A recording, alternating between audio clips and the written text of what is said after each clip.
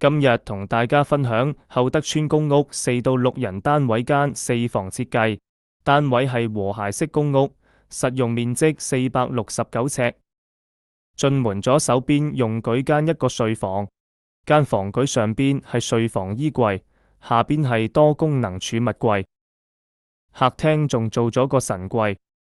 先去睇下廚房，廚房空間大，進門左邊做水槽櫃，留返個洗衣機位置，上邊做吊櫃啦。進門右手邊就擺雪櫃，仲可以做櫃包住佢。櫥櫃就正常做 L 型地櫃加吊櫃啦，儲物空間多。再去廁所睇下，廁所做洗手櫃加智能鏡櫃吊櫃最實用，企缸就做玻璃玉屏啦。再去睇下神櫃，神櫃同樣係主人房嘅間房櫃，做中空設計，撞色搭配更好睇。回到客廳間房空間睇下，間房正面係用木板做間隔，房門做隱藏式吊趟門。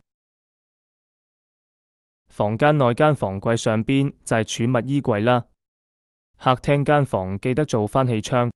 地台床就係4車油壓床，床下儲物空間多。回到客廳睇下，客廳電視櫃做滿牆，有超多嘅儲物空間。客人唔需要電視機，做嘅投影幕布設計，幕布位置都可以做開放格，利用空間。整體設計非常大氣。